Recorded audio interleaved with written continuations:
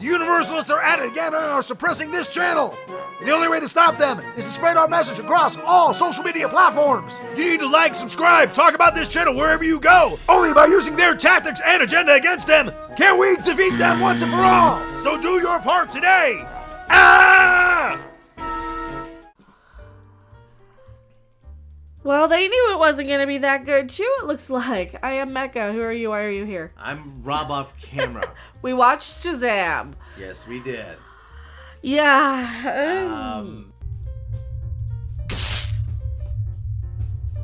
be darned if I can tell you what happened. There you go. There you go. It's a good, mediocre, in one ear, out the other, inoffensive, above average, wholesome, family-friendly, non-ideological for either direction sort of film that has a subtle subplot about the state of foster care, but that's beside the point. I give it probably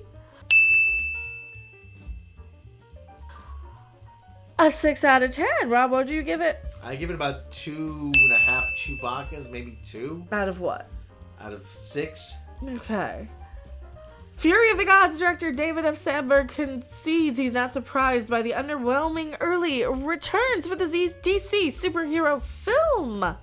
Why you're not surprised? He's not surprised. So they knew it wasn't going to make us money, but well, they knew that this big shakeup was happening too behind the scenes at DC. So they knew that James Gunn's coming in and basically redoing everything in his own image. So he's doing the Superman movie himself. He might as well star in it too. He's doing all of he's taking the reins. He's kind of shoving everything in direction he wants to go. We don't know what's going to happen with Shazam, right? They're not going to do any more of this. They're just going to be like, and that's their story. And they're presumably still out there fighting crime in Philadelphia, right? Yep. But They got Philadelphia Freedom. But I think that's partly, you know, I think that might be that might have been predictable. That might be where I'm going with this. It's like you could have seen that one coming. That any of these movies, with all the shakeup of DC, people are like, well, is this one even gonna matter? Does this matter? Nope. In the whole cosmic scheme, no. In the whole cosmic scheme of things, no. This movie doesn't really matter that much in the whole cosmic scheme of things. We have so many of these. This is such a mediocre at best movie where I think we're definitely here in the middle of superhero fatigue. For sure.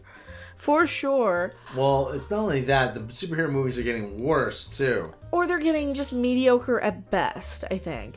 And with this one coming out so close to the third Ant-Man, this is exactly what Bob Iger was talking about. We have too many of these. Even though this one's DC and has nothing to do with Disney and all that, I think people don't really care. The customers don't care. They're like, oh, well, why would I go and see this one versus when I just saw Ant-Man last week? Or why would I see Ant-Man when Shazam's coming out, you know? I think that might have hurt it. Let's see what they say on comicbook.com. We also have Scott Mendelson here that it's definitely underperforming. He says, I'm devastated. He used to be at Forbes. He's not there anymore.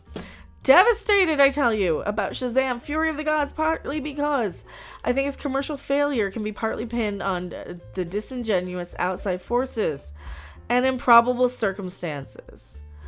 All right, and they're talking about how the whole superhero movie thing might need to be reevaluated if they keep underperforming. Because how many of them have underperformed in a row now? There's been a few. Yeah, and it's not just the woke stuff. It's not just the MCU guys. It's not just the diversity crowd. This is not a diversity movie. It does have a diverse cast. But this one, I haven't seen any "you're an istophobe if you don't like it" articles. Have you? No, I have not. And if we find any in post, we'll add some and do a pickup. But I haven't seen any real negative outrage marketing like you get from the Disney side of things. So when you have just a regular old mediocre Marvel movie, or DC movie rather, they just let it flop. They just say, you know what, that's expected, and they go on to the next thing. Is that better or worse? Who knows at this point with all the other anti-fan stuff that they've been dealing with. So what's he say? Shazam, Fury of the Gods, furry, I always say. Director David F. Sandberg made an honest admission as he claims he knew the anticipated DC would fail to meet expectations. On Reddit, Sandberg responded to a comment post about Fury of the Gods' underwhelming early box office returns following its March 17th release. The helmer of the Shazam sequel revealed that he saw the disappointing results coming from a mile away. It's not like this comes as a surprise. I saw where this was headed a long time ago. I'll be alright though. I got paid my money up front.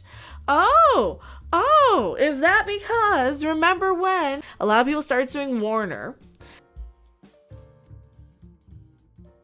But a lot of people are suing Warner because of this going straight to streaming stuff, where they say because they put stuff on same day and date streaming, they got paid based on what the box office was going to take in. So they were going to get a percentage of the box office for a lower upfront salary.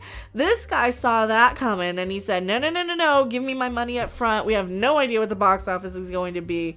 You guys might drop this the same day for all we know. Give me my money up front.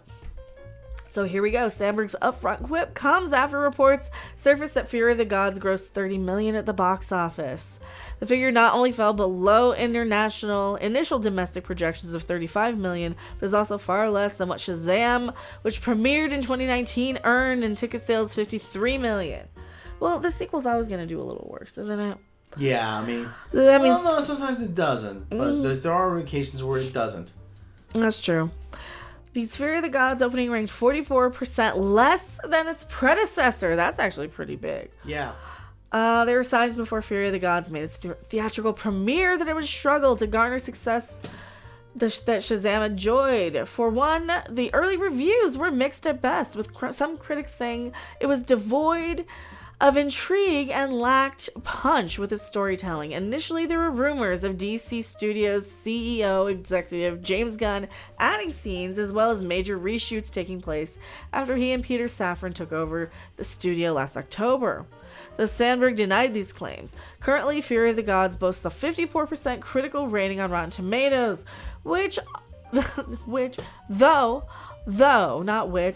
though it also has a much more respectable 85% audience score on the review aggregator's website. I can tell you a lot of this with the Rotten Tomatoes stuff, though. Disney will make damn well sure that their properties sit at the 86%, whether they gotta fluff up the thing or not. And I don't see a lot of that on Warner unless it's somebody specifically taking the time to do that. So let me see what they got here. For example, 54% for Shazam. How about Ant-Man? Do they still have that? 47 and 83 audience. Wow. Then again, I could be wrong. They might not even care anymore to keep buying them. Usually, if it's a huge thing, they'll go out of their way to keep it right at 86%, like Rise of Skywalker. 52 audience score. No, 52 tomato meter, 86 audience score. There's the 86. They just care about the audience score. That's still at 86. 50,000. Wow, they got 50,000 of these. That must not cost anything for bots. It's gotta be. It's gotta be fairly easy. Well, I mean, that's sitting at an 85 audience score, though. So. Yeah. We know. Okay, what are they saying? Now I gotta take a look. What are they saying? All critics, top critics. 26% top. Oh, it's better than a 26%. Yeah, that's unfair. That's better than a 26%. Well, only 38% reviewed it, and only 500 people reviewed it in the audience. So, it's still not. 50,000 people reviewed Star Wars to keep that in an 86. Now we have to bleep it.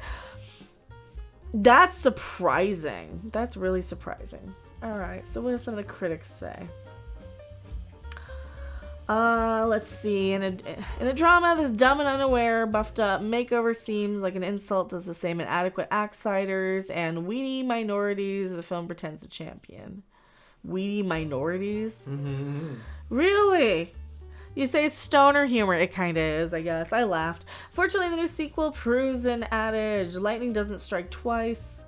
Fun, clever, smartly conceived entertainment that doesn't take itself too seriously. What a concept.